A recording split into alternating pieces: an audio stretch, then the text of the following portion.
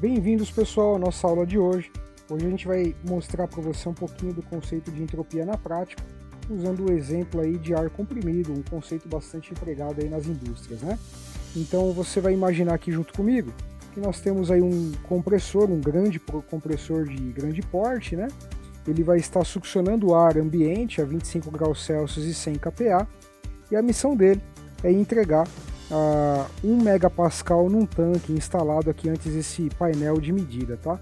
Então imagina que você tem um grande tanque, uma grande indústria, e você quer fornecer ar comprimido para todas as linhas de uma grande montadora de algum tipo de produto. Pode ser uma montadora automobilística, pode ser uma fábrica de motores, de compressores em geral, que tenha inúmeras linhas, inúmeros pontos consumidores de ar comprimido.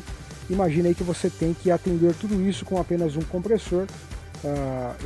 O valor que a gente encontra aqui para um compressor, se você quiser usar 5 compressores, basta você dividir por 5, né? Então a gente só está mostrando um aqui para mostrar essa ideia de um compressor combinado, de uma potência combinada, né? Para resolver isso e para a gente descobrir, por exemplo, qual a potência necessária para a compressão de meio quilograma por segundo de ar, ou seja, essa daqui é a nossa vazão máxima. Então veja que a gente está falando de coisa grande, né? A gente está falando de uma vazão máxima de meio quilograma por segundo. Imagina meio quilograma de ar por segundo sendo comprimido, é bastante coisa. E outra coisa que você quer saber é o seguinte: qual vai ser a temperatura do ar aqui na descarga? Uma vez que isso é importante, né? Porque dependendo do processo, você não pode jogar ar comprimido em alta temperatura, tá certo? Isso pode, de alguma forma ou outra, vir a comprometer ou não o seu processo. Enfim, você precisa saber isso. Então, qual vai ser essa temperatura? Então, vamos considerar, para o nosso caso, admitir o processo adiabático e reversível. Nós iremos desprezar qualquer variação de energia potencial e qualquer variação de energia cinética, tá certo? Então, a gente precisa responder as duas perguntas agora. Qual a potência necessária para esse compressor e qual vai ser a temperatura na descarga do compressor. Por exemplo, de repente você está falando de uma indústria de plásticos e se você for usar o ar comprimido em determinada etapa, ele não deve estar quente. Ou pelo contrário, às vezes você pode precisar que ele esteja quente e só o fato da compressão já vai te ajudar nisso. Então vamos entender um pouquinho aí. A partir da equação de continuidade, nós temos que a vazão máxima de saída é igual à vazão máxima de entrada para um sistema fechado desse. Isso é a nossa vazão máxima especificada, né? A partir da primeira lei da termodinâmica, nós temos que a entalpia de saída do fluido é igual à entalpia de entrada mais o trabalho realizado sobre o fluido. E da segunda lei da termodinâmica, nós temos que, considerando as condições impostas, né, de processo adiabático irreversível, nós podemos dizer então que a entropia de saída é igual à entropia de entrada. Então eu trouxe aqui dois diagramas para você que você já conhece. Um é o diagrama PV e o outro é o diagrama TS, que já foi apresentado para você. Então isso, o processo de compressão do ar consiste de pegar o ar aqui na entrada e comprimi-lo, né, diminuindo o volume e aumentando a pressão até ele chegar na saída. E em termos do diagrama temperatura e entropia, como a gente admitiu um processo adiabático irreversível, portanto S igual a S de saída igual a S de entrada, a entropia não varia, né? Veja que ela não varia, vai na vertical, esse é o eixo da entropia. Então a entropia vai subir aqui e a única coisa que você sabe que subiu é a temperatura, tá certo? Em cima aí do diagrama de ar, olhando para o diagrama temperatura e entropia do ar. Então você vai ver que de fato a entropia vai subir num processo isoentrópico aqui. Então vamos lá. A gente tem algumas relações importantes aí que você deve anotar, que vai te ajudar em outros exercícios. Um é que a variação de trabalho do ponto 1 ao ponto 2 pode ser dado por essa relação, onde no Ln entra volume final pelo volume inicial, ou também pela pressão inicial pela final, tá? Isso aqui é um trabalho realizado, fica aí para uma outra aula que a gente vai dar para te mostrar, mas eu achei conveniente te colocar isso daqui, porque às vezes na indústria você pode ter um insight aí de como utilizar isso. Mas agora eu vou explicar essa segunda relação aqui que nos importa para o momento, que é a temperatura final pela inicial é igual a pressão final pela inicial elevado a K menos 1 sobre K.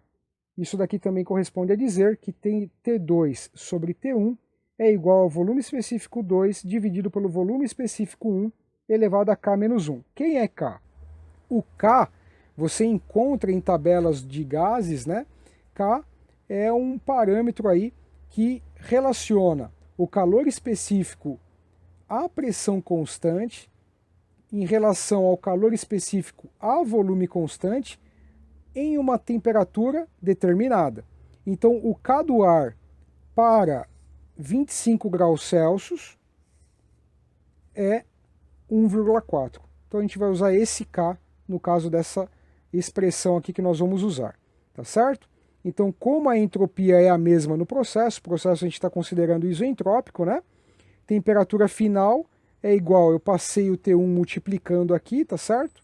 Passei o T1 multiplicando aqui, então TS igual a TE, PS dividido por PE, elevado a K menos 1 sobre K. Eu tenho que a temperatura final vai ser, TS vai ser a inicial, 298,15, que é o 25 graus Celsius especificado no começo, aqui, né? 25 graus Celsius, eu tenho a pressão inicial que é 100 kPa e a final que é 1 mega. 1 mega é 1000 kPa. Então a final é 1 mega, que é 1000 kPa. 1000 kPa, vou colocar aqui a nota para você, é 1 megapascal, para você não se confundir. E bati na câmera de novo. Então, 1000 kPa dividido por 100 kPa elevado a 1,4 menos 1 dividido por 1,4 deu 0,2857. Então, resolvendo essa expressão, você vai ter que a temperatura final foi para 575,6 K. Isso aqui em graus Celsius. Então, pessoal, essa temperatura final que nós chegamos aqui, ela em graus Celsius vai ser 302,45 graus Celsius, tá certo? Coloquei em verde aqui para destacar para você. Então veja que o ar entrou a 25 graus Celsius e a temperatura foi elevada, de acordo com o diagrama aqui, TS, a 302,45 graus Celsius, tá certo? Então veja que teve um aumento de temperatura substancial aí, que de repente você pode usar no seu processo industrial. E agora, qual que é o trabalho a ser realizado de compressão? Qual é a potência de compressão necessária sobre o gás, né? Então vamos usar o critério da primeira lei. A entalpia de saída é igual à entalpia de entrada.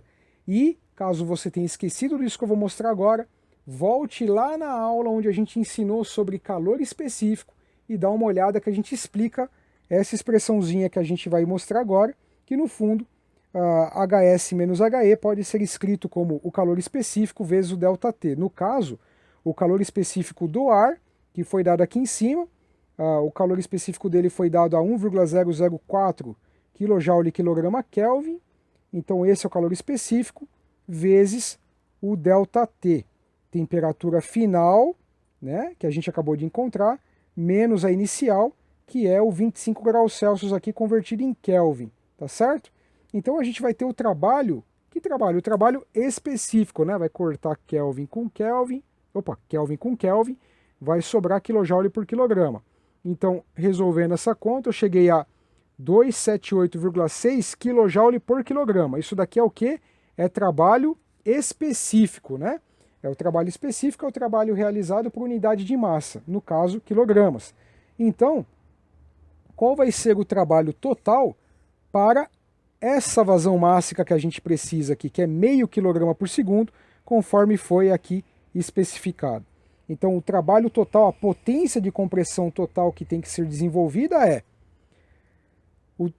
a potência total, o trabalho de compressão total a ser realizado, né, a taxa de trabalho total é trabalho específico vezes a vazão mássica, que é o 278,6 que você acabou de encontrar, kJ por quilograma, vezes meio quilograma por segundo, que é a vazão.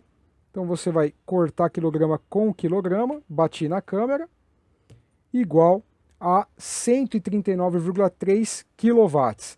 Essa é a potência do compressor. Então a potência do compressor vai ser 139,3 kW, tá certo? 139,3 kW, a potência de compressão.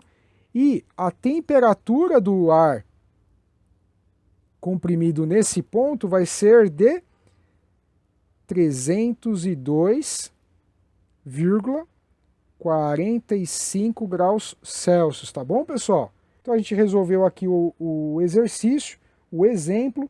Foi importante empregar o conceito aí de entropia para que a gente possa atingir esse critério pela segunda lei. Você viu que era esperado que a temperatura ia subir pelo diagrama TS. E é isso aí, pessoal, tá bom?